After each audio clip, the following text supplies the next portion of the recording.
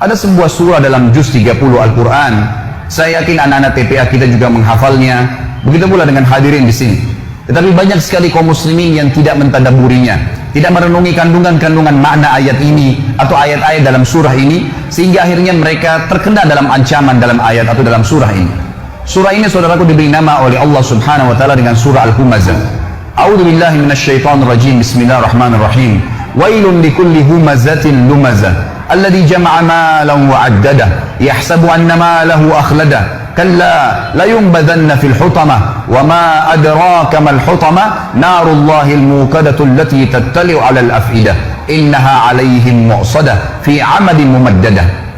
Di dalam tafsir sekaligus terjemahan, wailun memiliki banyak makna yang artinya adalah kecelakaan, kehinaan, penyiksaan, kerendahan, segala macam makna yang bisa menyusahkan seseorang bergabung di masalah atau dalam kalimat wail. Seperti misalnya dalam ayat lain, wailun lil mutaffifin, kecelakaan, kehancuran, kebinasaan. Bahkan ulama tafsir mengatakan nama sebuah lembah di api neraka namanya wail. Allah mengatakan wailun likulli. Kata-kata li, li ini berarti untuk, dan kullu berarti semuanya.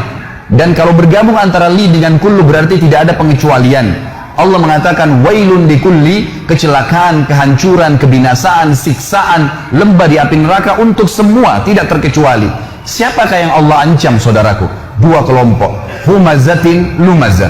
Humazah ini kata ulama tafsir maknanya adalah orang yang sibuk menceritakan aib orang lain dengan lisannya. Sibuk lisannya setiap hari bangun tidur sampai tidur lagi bagaimana menjatuhkan orang lain, menghina orang lain, mengeluarkan kata-kata yang mengundang murkahnya Allah dari kata-kata kemaksiatan. Tidak ada nasihat, tidak ada zikir, tidak ada baca Al-Quran. Padahal orang mukmin harus memikirkan semua yang keluar dari lisannya adalah sesuatu emas, bernilai, punya bobot, sehingga dicatat dalam buku amalnya, dan dia menjauhi semua kata-kata yang justru berbahaya bagi dia, yang akan membuat orang lain membencinya karena kata-kata kasar atau menghina atau menjatuhkan. Bahkan Allah Subhanahu wa taala akan murka padanya, dan kita akan dengar dalam lanjutan ayat ini bagaimana Allah mengancam orang-orang yang menyalahgunakan lisannya. Allah Subhanahu wa taala mengatakan lanjutannya lumazah. Beda antara humazah dan lumazah, saudaraku, hanya di awal hurufnya. Kalau humazah menggunakan ha, kalau lumazah menggunakan lam. Kalau tadi humazah orang yang sibuk menceritakan aib orang lain, menjatuhkan, menghina dengan lisannya, maka lumazah adalah orang yang sibuk mencontohkan aib orang lain dengan perilakunya. Temannya pincang dicontohkan jalannya, temannya cadel dicontohkan jalannya. Apa saja kekurangan dari fisik seseorang di depan matanya, maka dia jadikan sebagai bahan-bahan olokan. Sekali lagi Allah mengatakan wailun, kecelakaan, kehancuran, kebinasaan, lembah di api neraka untuk semua tidak terkecuali kelompok yang sibuk menceritakan orang lain dengan lisannya, menjatuhkan mereka, menghina mereka, atau mereka mencontohkan aib orang lain dengan perilakunya. Apa yang Allah Subhanahu wa taala sebutkan tentang ciri mereka? Kata Allah Subhanahu wa taala, alladzi jama'a malan wa 'addadah. Yang paling banyak kena dua kelompok ini adalah orang-orang yang selalu secara letterlet maknanya mengumpulkan harta dan menghitung-hitungnya. Ini terjemahan letterlet, tapi makna tafsirnya adalah orang-orang yang mengejar prestasi-prestasi dunia yang mereka mengira bahwasanya prestasi itu akan terus kekal bersama mereka. Misal, seorang ketua yayasan terus merasa dirinya akan menjadi ketua yayasan. Setiap merasa ada saingan, maka dia akan berusaha menjatuhkan dengan lisan atau perilakunya. Setiap orang dicalonkan menjadi wakil rakyat, maka dia akan terus mencari aib lawannya tadi dengan cara terus menjatuhkan dia dengan lisan dan juga dengan perilakunya, dan seterusnya. Semua ini adalah hal-hal yang diancam oleh Allah Subhanahu wa taala. Di dalam Islam, saudaraku, kita sangat ditekankan untuk selalu bersyukur kepada Allah kalau seandainya ada sesuatu aib pada diri orang, muslim atau non muslim, untuk bersyukur kepada Allah karena tidak ada pada diri kita. Sebagaimana sabda Nabi SAW di dalam sebuah hadis yang sahih, beliau mengatakan terjemahannya, kalau kalian melihat aib pada diri seseorang yang tidak ada pada diri kalian, ucapkanlah segala puji bagi Allah yang telah menyelamatkan saya atas apa yang dicobakan kepada orang ini, dan telah memberikan kepada saya kelebihan dengan kelebihan-kelebihan yang banyak. Bukan justru menjatuhkan, bukan justru dijadikan sebagai senjata untuk menghina orang lain atau bahkan menceritakan aib tersebut kepada orang lain. Saudaraku, menceritakan aib yang ada pada diri seseorang, kalaupun ada, namanya ghibah dalam agama Islam, dan hukumnya haram, tidak boleh. Kata Nabi SAW waktu ditanya apa itu ghibah oleh seorang sahabat, beliau mengatakan, engkau menyebutkan tentang saudaramu yang dasarnya ada padanya dan dia tidak suka diceritakan hal tersebut. Sementara kalau tidak ada padanya, namanya fitnah, dan fitnah lebih besar daripada pembunuhan dosanya. Tidak ada celah bagi seorang muslim untuk menyalahgunakan lisannya, maka harus dijaga. Ini contoh, dan Allah sebutkan mereka paling banyak mengejar prestasi dunia. Sementara saudaraku, dunia ini semuanya hanya kemasan dan kiasan.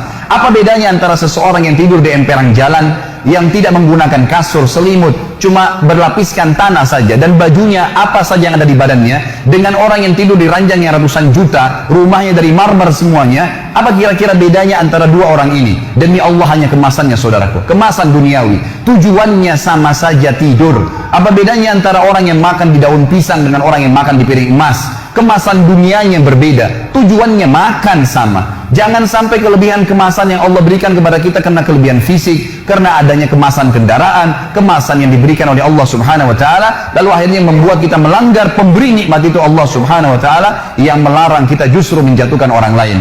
Kata Nabi SAW, lawan daripada menjatuhkan orang adalah tawadu, merendah. Dalam hadis Bukhari kata Nabi SAW, justru siapa yang merendah kepada Allah itu karena Allah akan tinggikan derajatnya. Hasan Basri rahimahullah ditanya oleh beberapa ulama-ulama Basra pada saat itu, pada saat mereka mendefinisikan apa itu tawadhu, apa itu merendah, supaya kita tidak jatuhkan orang lain. Maka mereka memberikan definisi beragam macam. Lalu Hasan Basri mengatakan, kalau menurut saya adalah, jangan pernah kau lihat siapapun orang muslim di depan matamu, kecuali kau pastikan dan katakan dalam dirimu, dia lebih baik daripada saya. Kalau dia lebih tua, katakan orang ini lebih dulu mengenal Islam dari saya, maka pasti lebih banyak pahalanya. Kalau dia lebih muda, katakanlah bahwasanya dia lebih muda dari saya sehingga dosanya lebih sedikit dan Allah lebih muliakan dia. Terus kita merendah di mata Allah Subhanahu wa taala, Allah akan tinggikan derajatnya orang seperti ini.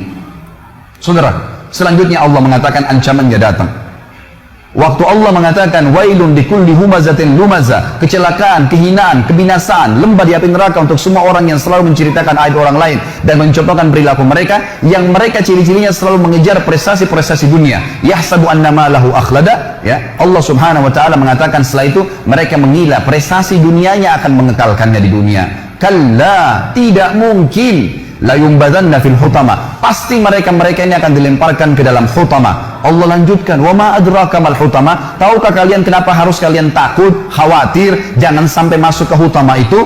Narullahil muqada, apinya Allah yang muqada. Kata para ulama tafsir, muqada maknanya adalah mushta'ilah, yang berkobar-kobar. Teman-teman sekalian, renungi makna ini. Kalau seseorang di antara kita mengambil korek gas yang biasa dipakai bakar oleh teman-teman kita mungkin yang masih merokok, kalau dia bakar jarinya 10 detik saja, jari dibakar dengan api yang kecil sudah memar. Kalau 10 detik, kalau 1 menit teman-teman sekalian sudah cukup untuk membuat matang tangan itu dan perlu operasi untuk diperbaiki. Bagaimana dengan api yang berkobar-kobar? Banyak orang tidak merenungi masalah ini, tidak memikirkan api yang berkobar teman-teman sekalian luar biasa. Kalau membakar maka akan menghanguskan tubuh seseorang.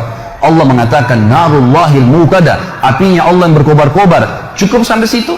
Ternyata tidak. Allah masih sambung lagi. Allati, yang api itu tattali'u alal af'idah. Sifatnya api itu kalau dibakar kakinya penghuni neraka nanti yang humaza dan lumaza ini akan membakar sampai ke jantungnya, sampai pada target alal af'idah, ke jantung manusia. Karena para ulama tafsir kalau dibakar kakinya langsung ke jantungnya terbakar. Padahal kalau rasional kita datangkan manusia dan dibakar teman-teman sekalian, yang terakhir terbakar jantungnya karena diselimuti oleh kulit, otot, tulang dan seterusnya. Cukup sampai situ?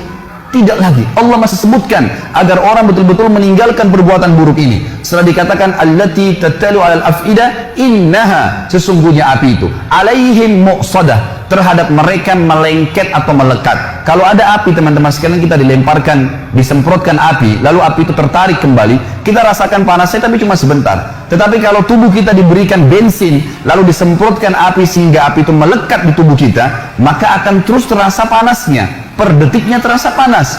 Maka Allah menggunakan kalimat ini. Api neraka utama tadi itu bukan hanya berkobar-kobar, tapi pada saat disemprotkan ke tubuh seseorang nanti, naudzubillah, yang melanggar melakukan dua perbuatan ini, apinya akan melengket ke tubuhnya sampai terbakar, baru padam api tersebut. Diulangi lagi, begitu terus, tidak akan pernah habis sampai dosanya dibersihkan oleh Allah Subhanahu wa taala. Dan ingat, ancaman ini berlaku bagi seorang muslim yang dengan syahadatnya pun dia sudah bisa masuk surga sebenarnya, tapi akan dimasukkan ke neraka. Dan ini baru satu jenis siksaan. karena bahaya lisan dan contoh perilaku. Belum bicara masalah dosa zina, belum bicara masalah dosa riba, belum bicara masalah dosa durhaka dengan orang tua, ditambahkan azab-azab kepada mereka. Sangat konyol kalau orang mengatakan tidak ada